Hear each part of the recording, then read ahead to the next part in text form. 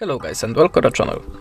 Today I will show you how you can change the Gmail password on your Android phone.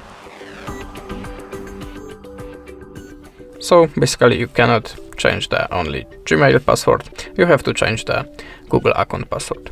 And to do it, just open the Gmail app, click on this profile icon and choose manage accounts on this device. Now choose the account that you want to change the password, tap on it and go to the Google account.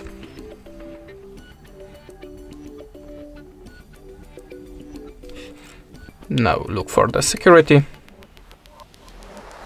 and slide down to the password. Now tap on it